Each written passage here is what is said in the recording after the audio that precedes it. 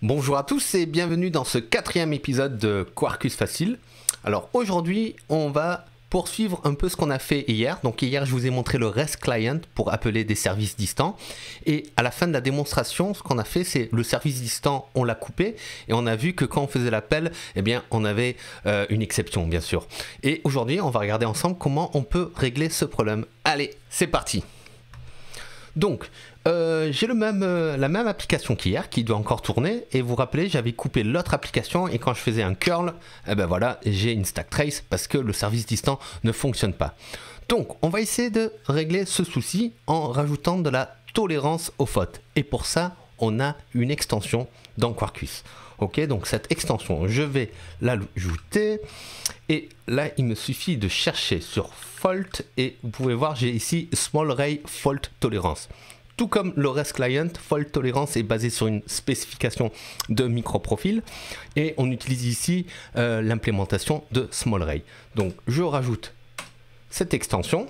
Très bien. Ok, donc il me la rajoute. Encore une fois, je vous le rappelle, une extension, c'est tout simplement une dépendance dans mon POM qui est rajoutée ici, vous la voyez. Et écoutez, je vais juste fermer mon application, la redémarrer, parce que j'avais un petit doute. Et ce qu'on va faire, on va aller retourner sur notre méthode ici, qui fait l'appel distant. Et ici, on va pouvoir rajouter des annotations pour rajouter de la tolérance aux fautes. Alors, le premier type d'annotation qu'on pourrait rajouter, c'est faire un retry. Okay, parce qu'il se peut peut-être que notre application distante, en fait, elle est très lente, ou alors elle met beaucoup de temps à démarrer. Si on est dans du Kubernetes, par exemple, le pod, il est en carafe et le cluster, il est en train de redémarrer. Donc, on lui donne un peu le temps et on réessaye de faire des appels. Donc, on peut faire ça avec un retry. Donc, je rajoute ici un retry. Je vais effacer tout ce qu'il me propose par défaut.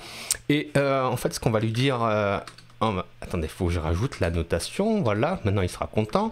Alors là, je peux lui dire, réessaye maximum 3 fois. Ok. Et entre chaque essai, tu me mets un délai de 2 secondes. Ok. Voilà. Donc, rien qu'en rajoutant ça, maintenant, si je réessaye de faire mon appel, donc je nettoie ici, je refais mon curl, pardon, on le tape ici, curl localhost 80/80/hello. En fait, on devrait avoir un délai de 3 x 2 de 6 secondes, environ 6-7 secondes avant qu'il m'envoie l'exception. Donc on va essayer. 1, 2, 3, 4, 5, 6, 6 et demi. Et j'ai mon exception, ok? Donc ça, c'est comment, c'est une manière simple d'implémenter un retry dans votre code, ok? Dans certains cas, ça peut suffire. Mais là, on n'a pas vraiment réglé le problème parce qu'on a toujours notre exception. Donc, ce qu'on va rajouter maintenant, c'est un fallback. Dans le cas où notre service distant ne fonctionne vraiment pas, on voudrait avoir un fallback pour pouvoir retomber sur nos pattes. Et pour ça, on va utiliser une autre annotation qui s'appelle fallback, ok? Donc, je rajoute le fallback. Je vais rajouter ici l'import et je vais vous faire ça de façon simple. On va faire avec le fallback méthode. Je pourrais aussi passer une classe de fallback, mais moi j'aime bien le fallback méthode parce que c'est très très simple.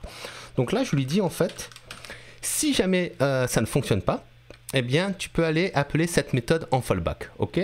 Et là vous voyez bien que cette méthode fallback, elle n'existe pas encore, donc on va la créer. Je la rajoute ici, je peux la mettre en privé parce que elle est interne à la classe. Private string fallback, très bien. Et là, je lui dis return hello from feedback. Ok, je sauvegarde. Je vérifie que tout va bien. Pourquoi il n'est pas content? Ah, parce que ma méthode fallback existe déjà. Et là, vous voyez que j'avais déjà préparé mon chose avant, mais c'est pas grave. Voilà, ça devrait être bon. Private fallback. On va voir ce que ça donne. Tuc, tuc, tuc. Est-ce que j'ai redémarré mon application? Oui. On y va. Je refais mon curl. Et là, normalement, il attend encore 6 secondes. J'ai oublié d'enlever le retry. Donc, et au bout de 6 secondes, vous voyez hello from feedback. Donc, j'ai mon feedback qui fonctionne.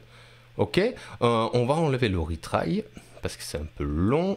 Hop, et je sauvegarde. Je fais un petit clear ici en bas. Hop, juste je vous le remontre encore une fois, et il offre un feedback, et surtout si on redémarre mon application distante qui est ici, donc je vais la redémarrer, on va lui donner quelques temps pour démarrer, voilà, ça devrait aller assez vite, et que je retourne sur mon application. Maintenant, si je la rappelle, hop, je reviens sur mon remote, ok? Donc j'ai mon fallback qui fonctionne, et vous voyez, on peut faire ça de façon assez simple. Si vous allez voir la documentation sur cette extension, vous verrez qu'on peut aussi implémenter une classe fallback qui doit implémenter un fallback handler. C'est selon votre préférence. Moi j'aime bien cette approche toute simple de mettre un fallback ici. Ok. Qu'est-ce que je voulais vous montrer? Je voulais montrer une dernière méthode, celle du circuit breaker. Ok. Le principe du circuit breaker, c'est qu'on peut faire des appels comme un retry, mais au bout d'un certain moment, et on peut définir ça, on peut demander au circuit de s'ouvrir pour qu'il n'y fasse plus d'appels inutiles vers le serveur distant, par exemple. Parce qu'on estime que bon, bah, le service il en carafe n'essaye même plus de l'appeler. Et à la place de ça, ça va envoyer une exception de type circuit breaker exception. Ok. Donc là encore, ça dépend de vos préférences. Donc imaginez ici, je remplace mon fallback. Je pourrais avoir les deux, hein, mais je vais mettre mon circuit breaker. Voilà, je l'avais préparé ici. Circuit breaker. Je rajoute la notation. Et là, on a le request volume threshold qui est de 4, c'est-à-dire sur un total de 4 appels. S'il y en a 75% qui échouent, donc s'il y a 3 appels qui échouent, alors dans ce cas-là, tu ouvres le circuit. Et tu attends au moins 5 secondes avant de refaire un appel. Ok? Donc, on va faire ça. On rajoute ça ici. Et là, je fais un clear et je refais mon premier appel. Ah oui, non mais j'ai oublié de j'ai oublié de tuer mon service. Ça va. Hop, je tue mon autre service. Ok, on retourne ici.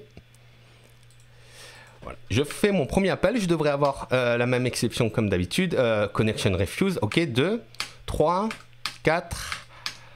Et voilà. Maintenant, on voit. J'ai dépassé le ratio de 0,75. Et du coup, j'ai un circuit breaker open exception. Exception que vous pouvez bien sûr catcher. Et un peu comme le fallback, vous pouvez faire quelque chose avec ce circuit. Donc ça, c'est notre approche. Si vous êtes habitué à travailler avec le pattern de circuit breaking, ben vous avez vu, on peut le rajouter très très facilement ici dans notre code. C'est tout pour aujourd'hui. Demain, je ne sais pas encore ce qu'on va faire. On va sûrement regarder d'autres extensions. Et parce que bientôt je vais vous parler de la persistance, mais je vais plutôt faire ça dans les prochains épisodes, parce que ce sera sur 1 ou 2 épisodes au moins. Demain on va voir, je trouverai bien quelque chose. En attendant, n'oubliez pas à vous abonner à la chaîne, à partager la vidéo autour de vous, et je vous souhaite une bonne soirée. Bye bye.